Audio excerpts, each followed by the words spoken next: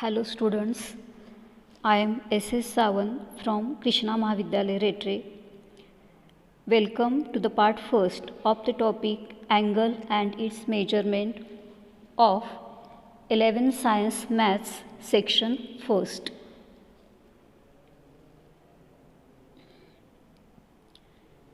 Name of the first topic in section first of 11 Science Maths is Angle and its measurement. In this topic we are going to learn, that is, let us study. First article is directed angle, second article is angle of different measurements, and third article is units of measure of an angle. आपल्या section first 11 science maths मधल्या section फर्स्टमधल्या पहिल्या टॉपिकचं नाव हे angle and it's measurement असं आहे. आणि ह्या टॉपिकमध्ये आपण ही 3 articles शिकणार आहे. त्याच्यातल्या पहिल्या आर्टिकलचं नाव डायरेक्टेड अँगल, सेकंड आर्टिकलचं नाव अँगल्स ऑफ डिफरंट मेजरमेंट्स आणि तिसरं article units of measure of an angle. ही 3 आर्टिकल्स आपण ह्या टॉपिकमध्ये अभ्यासणार आहे. तर इथं तुम्हाला एक डायग्रॅम दिसते स्लाईडमध्ये. आता ह्या डायग्रॅममध्ये 2 पार्ट आहेत आणि दोन्ही ठिकाणी एक 40 डिग्रीचा अँगल तयार केलेला आहे. आता ह्या पहिल्या डायग्रॅममध्ये हा जो अँगल आहे, ह्या अँगलचं मेजर हे 40 डिग्री इतका आहे, 40 डिग्री इतका आहे. आणि सेकंड डायग्रॅममध्ये तसाच एक अँगल आहे आणि त्या अँगलचं मेजरसुद्धा 40 डिग्री आहे. मग 2 डायग्रॅम्समध्ये काय डिफरन्स आहे? तर हा जो अँगल आहे, पहिल्या डायग्रॅममध्ये जो अँगल आहे तो ह्या डिरेक्शननं मेजर केलेला आहे आणि दुसऱ्या डायग्रॅममध्ये जो अँगल आहे तो ह्या डिरेक्शननं मेजर केलेला आहे. मग आता मेजरमेंटच्या डिरेक्शन्स फक्त दोन्ही डायग्रॅममध्ये वेगवेगळ्या आहेत. म्हणजे पहिल्या डायग्रॅममध्ये अँगलच्या रोटेशनची जी दिशा आहे ती क्लॉकवाईज आहे. आता क्लॉकवाईज डिरेक्शन म्हणजे घड्याळाचे काटे ज्या दिशेनं फिरतात त्या दिशेला क्लॉकवाईज डिरेक्शन म्हणायचं. आता घड्याळाचे काटे कुठल्या दिशेनं फिरतात हे आपल्या सर्वांना माहिती आहे. तर ही अशी जी दिशा आहे, ह्या दिशेनं घड्याळाचे काटे फिरतात, तर ह्या दिशेला क्लॉकवाईज डिरेक्शन म्हणायचं. आणि त्याच्या उलट जी दिशा आहे, म्हणजे ही जी दिशा आहे, ह्या दिशेला अँटी क्लॉकवाईज डिरेक्शन असं म्हणायचं. आता ह्या डायग्रॅममध्ये एक अँगल जो मेजर केलेला आहे, म्हणजे हा पहिला अँगल, हा असा मेजर केला आहे. मग ही दिशा ही क्लॉकवाईज डिरेक्शन आहे आणि सेकंड डायग्रॅममध्ये ही जी दिशा आहे ही अँटी क्लॉकवाईज डिरेक्शन आहे. मग अशा अँगल्सची मेजर कशी मेजर करायची हे आपण ह्या आर्टिकलमध्ये पाहणार आहे.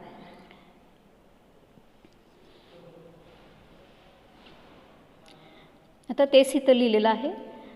In the figures 1.1 and 1.2 both the angles are of 40 degree, but one is measured in anti-clockwise direction and the other is measured in clockwise direction. म्हणजे दोन्ही अँगल्स 40 डिग्रीचे आहेत, पण एक अँटी क्लॉकवाईज डिरेक्शननं मेजर केलेला आहे आणि दुसरा जो अँगल आहे तो क्लॉकवाईज डिरेक्शननं मेजर केलेला आहे.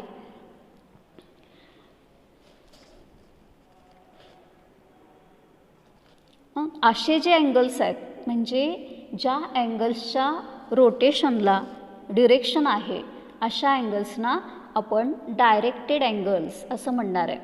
म्हणजे आता इथं हा रे ओ ए आहे आणि हा ray it rotates about point O till it occupies position of ray O B. म्हणजे हा जो रे आहे, रे ओ ए, हा रोटेट व्हायला लागला आहे अबाउट पॉईंट ओ. कुठंपर्यंत रोटेट होतो तो?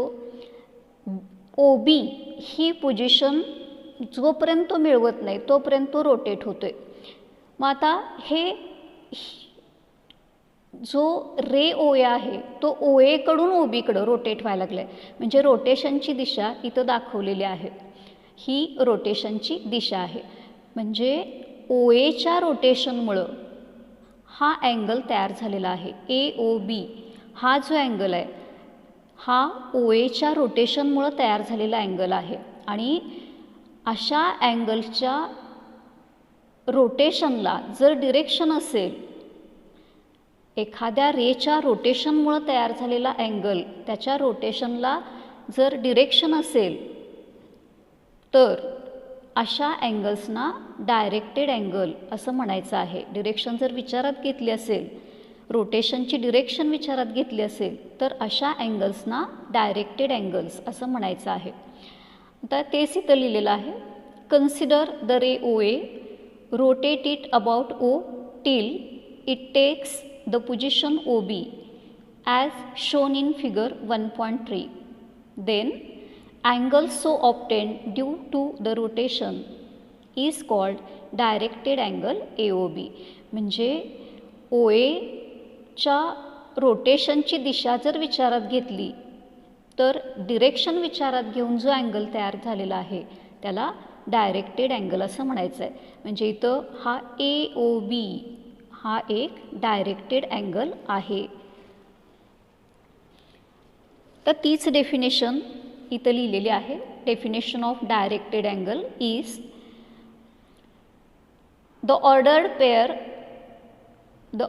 Pair of rays O A bar O B bar together with the rotation of the ray O A to the position of the ray O B is called the directed angle A O B. हे फक्त define केलेलं आहे. Directed अँगलची definition काय? अशा दोन रेजच्या सेटला directed angle असं म्हणायचं आहे. आणि रोटेशनची जी अमाऊंट आहे त्या अमाऊंटला त्या डायरेक्टेड अँगलचं मेजर असं म्हणायचं आहे. गा डेफिनेशन पुन्हा एकदा मी वाचणार आहे. The ordered pair of rays OA bar and OB bar together with the rotation of the ray OA to the position of the ray OB is called the directed angle AOB. आता directed angle शेवटची ओळ बघायची आहे. Directed angle हा त्याचं notation इथं दिलेलं आहे तसा तो लिहायचा आहे डायरेक्टेड अँगल. आणि वाचताना डायरेक्टेड अँगल AOB असा वाचायचा आहे.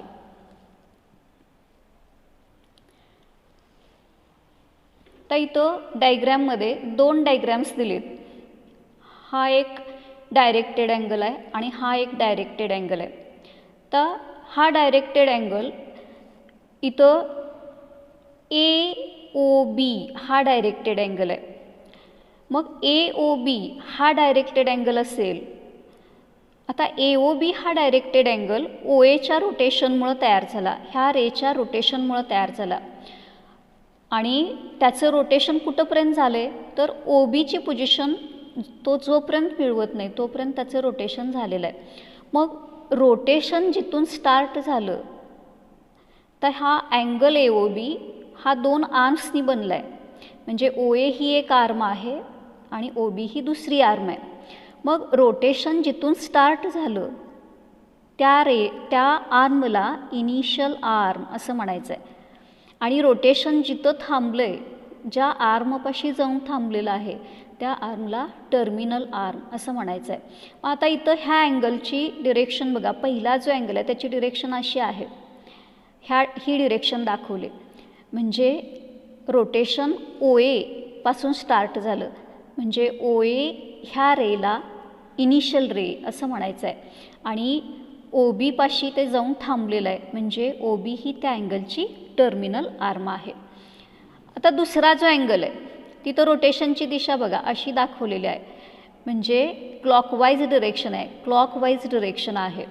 मग आता रोटेशन स्टार्ट कुठून झालं? OB पासून स्टार्ट झालं.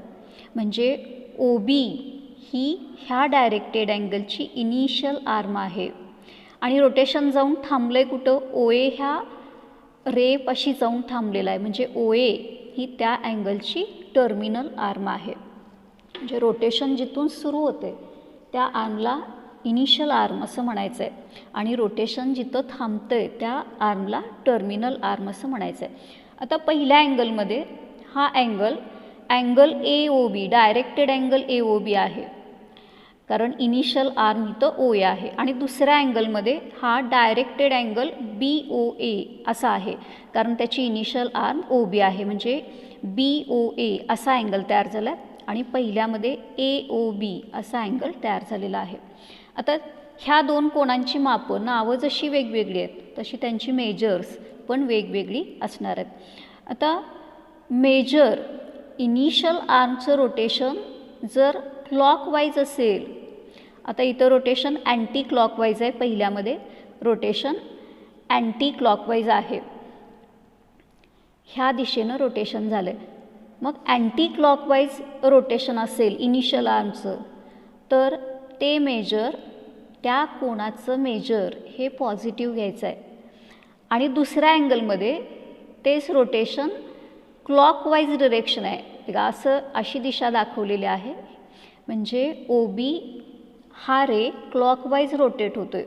मग इनिशियल आर्म जर क्लॉकवाईज रोटेट होत असेल तर त्या कोणाचं मेजर म्हणजे माप हे निगेटिव्ह घ्यायचं आहे. आता तेच इथं लिहिलेलं आहे. If the rotation of the initial ray is anti-clockwise, then the measure of directed angle is considered as positive, and if it is clockwise, then the measure of directed angle is considered as negative. म्हणजे रोटेशनची दिशा anti clockwise असेल major positive, रोटेशनची दिशा जर clockwise असेल तर major negative. आणि in the ordered pair OA bar OB bar, the ray OA is called the initial arm and the ray OB is called terminal arm. Rotation जिथून start झाले त्याला initial arm म्हणायचं आणि rotation जिथं थांबलेलं आहे त्याला terminal arm असं म्हणायचं आहे. आता डायरेक्टेड अँगल्स, काही डायरेक्टेड अँगल्सच्या डेफिनेशन्स आपण इथं अभ्यासणार आहे. तर पहिला जो डायरेक्टेड अँगल आहे तो झिरो अँगल आहे. तर झिरो अँगलची डेफिनेशन इथं, झिरो अँगल त्याची डायग्रॅम दाखवलेली आहे. तर इथं OA बार हा इनिशियल रे आहे आणि त्याचं मेजर तो रोटेटच झाला नाही, तर जो अँगल फॉर्म झाला आहे त्या अँगलचं माप मेजर हे झिरो असणार आहे असं आपण म्हणणार आहे. आता इथं डायग्रॅममध्ये त्याची इनिशियल आर्म म्हणजे रोटेशन जिथून स्टार्ट झाले ती OA बार आहे, OA आहे आणि रोटेशन जिथं थांबले ती आर्मसुद्धा OB, आर्म सेम आहे, फक्त इथं नाव वेगळं दिलेलं आहे. म्हणजे झिरो अँगलची डेफिनेशन काय, if the ray OA has zero rotation, म्हणजे रोटेशनच होत नाही, झिरो रोटेशन म्हणजे OA हा रोटेटच होत नाही. That is, it does not rotate. The initial arm itself is a terminal arm OB. The angle so formed is zero angle.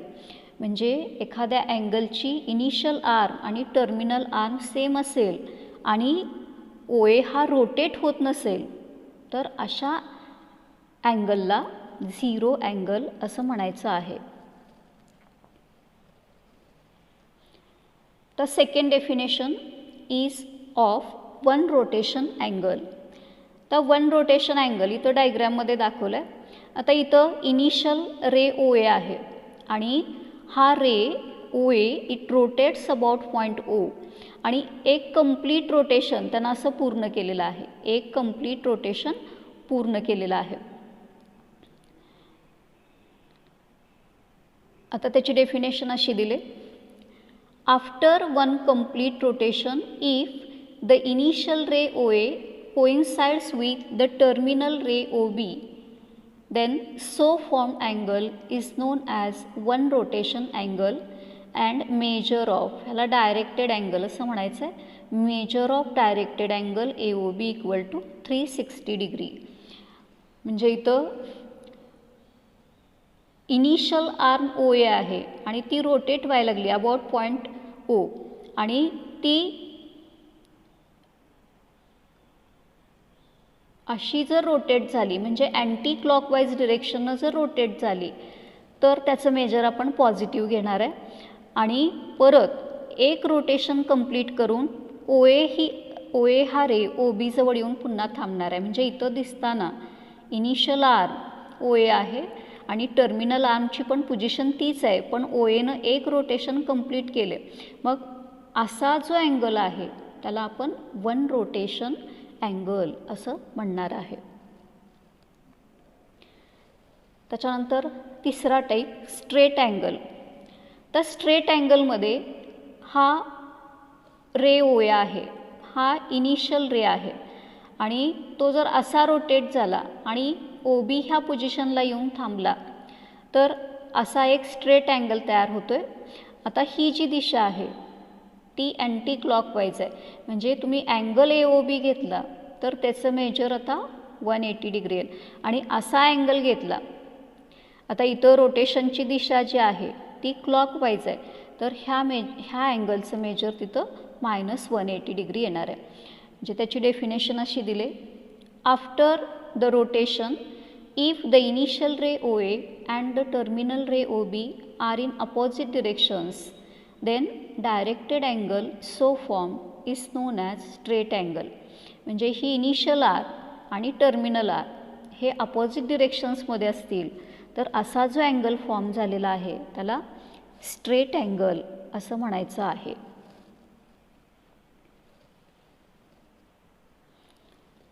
तर पुढचा जो टाईप आहे तो अँगल्स इन स्टँडर्ड पोझिशन. तर अँगल्स इन स्टँडर्ड पोझिशन कुणाला म्हणायचं आहे? आता हे एक प्लेन आहे, म्हणजे हा एक्स ॲक्सिस आणि हा वाय ॲक्सिस, ह्या डायग्रॅमला आपण प्लेन म्हणतो. प्लेन कोऑर्डिनेट सिस्टीम ती आहे, हा ओरिजिन आहे.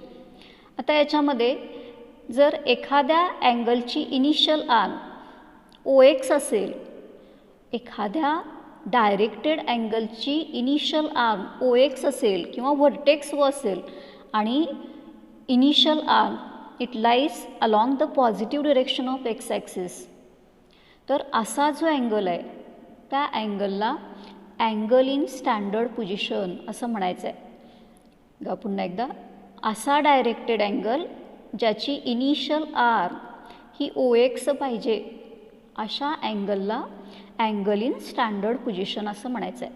आता इथं काही अँगल्स दाखवलेत जे स्टँडर्ड पोझिशनमध्ये आहेत. अँगल XOP बघा, अँगल डायरेक्टेड अँगल XOP याची initial arm it lies along X axis. मग असा जो अँगल आहे त्याला आपण स्टँडर्ड पोझिशनमधला अँगल म्हणणार. तर दुसरा एक अँगल इथं दाखवला आहे अँगल XOQ. हा पण XOQ डायरेक्टेड अँगल आहे आणि त्याची इनिशियल आर्म OX आहे, म्हणजे हा पण अँगल स्टँडर्ड पोझिशनमधला अँगल आहे. आणि अँगल XOR हा सुद्धा अँगल त्याची initial arm it lies about along the X axis असल्यामुळं हे तिन्ही अँगल्स स्टँडर्ड पोझिशनमधले अँगल असणार आहेत.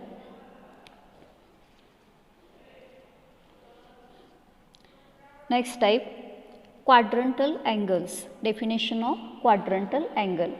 आता क्वाड्रंटल अँगल कशाला म्हणायचं आहे?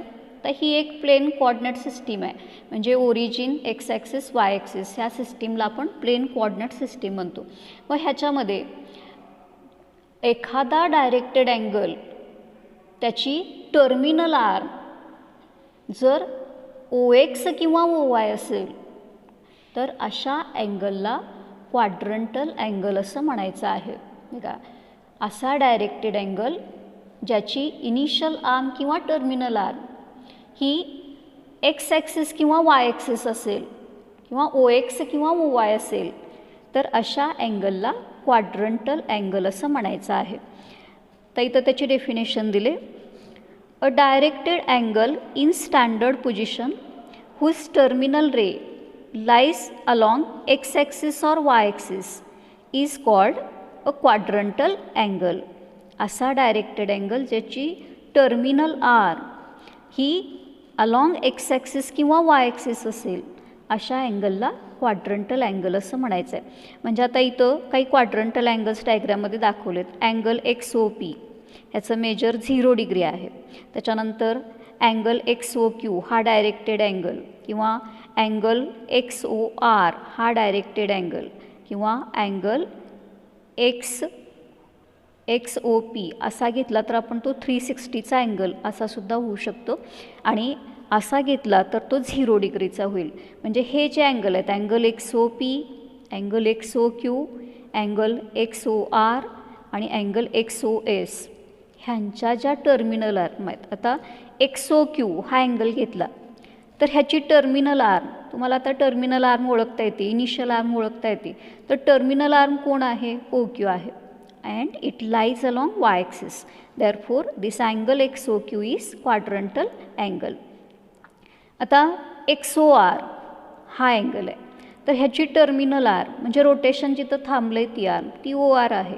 म्हणजे हा जो अँगल आहे XOR, त्याची terminal arm it lies along y-axis and therefore it is a quadrantal angle. म्हणजे असे डायरेक्टेड अँगल ज्यांची terminal arm along X axis किंवा वाय ॲक्सिस असेल, किंवा स्वतः एक्स ॲक्सिस किंवा वाय ॲक्सिस असेल, तर अशा अँगल्सना क्वाड्रंटल अँगल्स असं म्हणायचं आहे.